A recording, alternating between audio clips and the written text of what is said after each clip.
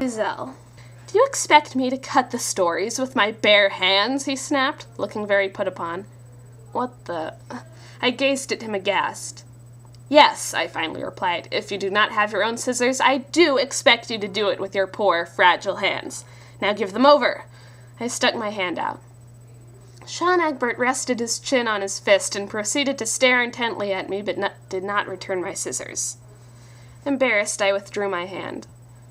Give them to me now, I commanded, feeling as though I was speaking to a stubborn child. His response was to smirk. Was I going to have to fight someone for my own scissors?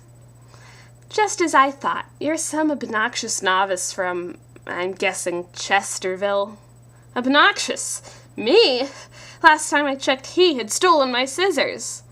Ah, yes, I remember you, Sean continued. You pronounced Al-Qaeda wrong at the last tournament. No wonder you didn't place. If there's no U after the Q, you generally don't... I seized him by the collar and pulled him out of his chair so he was looking at me directly in the eye. Listen here, you cockatoo-wielding son of a lampshade, I muttered. His eyes widened in surprise, and he tried to pull away. Get your swanky fingers off my scissors, you strawberry squisher, you grasshopper-eyed residential pillow, your mother was a...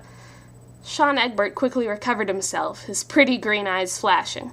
Fine, he snapped. You needn't be so childish about it. He jerked himself away and handed me my scissors, which I took. Take your stupid scissors, Giselle. May your timing be off and your transitions awkward. Turning dramatically on his heel, he collapsed gracefully into his chair. I left him there. How dare that prat wreck my fantasy so barbarically? The rest of radio prep continued as usual. Needless to say, I did not get my vitamin water. And by the end of the day, Sean Egbert had made it to sectionals.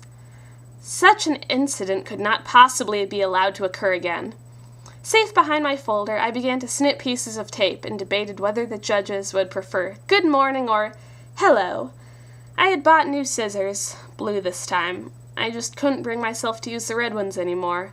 They had somehow absorbed his sickening essence, rendering them untouchable. Eventually, the supervisor called out my code, and I went to collect the day's news stories. Still no sign of Sean Egbert, thank the guy who invented Scientology. Nevertheless, that didn't mean I was safe. I returned to my table and experienced a sudden burst of terror. What if he was sitting behind my folder? I somehow gathered the strength to push it aside. Of course there was nobody there. I sat down and commenced cutting my script. After prep, I went to my round, which was all right except that I stumbled over the word Uzbekistan. Thankfully, Sean Egbert had not made an appearance. As I was hurrying to my HI round, I received a text from Charlie. DDA round went well. Judge looked about to cry. Even dudes from Hot Guy clapped. That was incredibly peculiar.